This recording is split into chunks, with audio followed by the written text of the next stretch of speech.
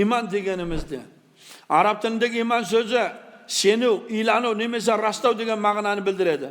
Al şariattagi mağanası Allah'a және onun periştelerine, kitaplarına, elçilerine, kıyamet günü, sonday taqdirga, onun жақсылығы мен жамандығына iman keltiru.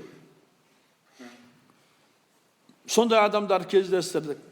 30-40 жылдан бері намаз оқиды.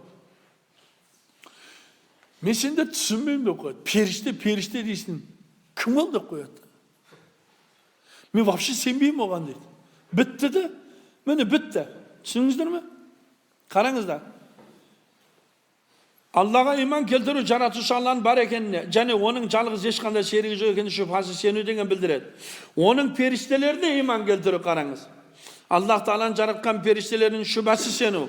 Олар Allah Teala'nın бұйрықтарына қарсы келмейді. Ол не бұйырса соны бұлжытпай орындайтын құрметті құлдары.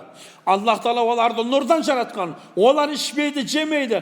Жынысқа, ер мен ұрғашыға бөлінбейді. Нәсілдік жолмен көбеймейді. Және олардың саны тек бір Аллаға ғана мәлім.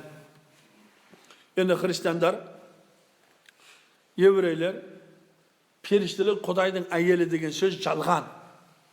Қарың, олар ішпейді, жемейді. Олар ер әйел жынысына бөлінбейді олар. Олардың санын жалғыз ғана Аллах біледі. Міне сол періштелерге сенім жүректе болу керек. Хасан Басри рахмахулла мешіттен шығып еді, достар, о келіңіз. Шашлық ет, пет тұрған еді. Келіңіз бір тамақтанайық деп отыр еді.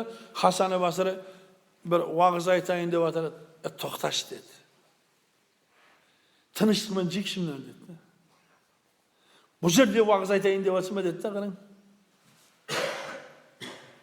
Сонда Хасан Басри, не деп атсыңдар сендер деді.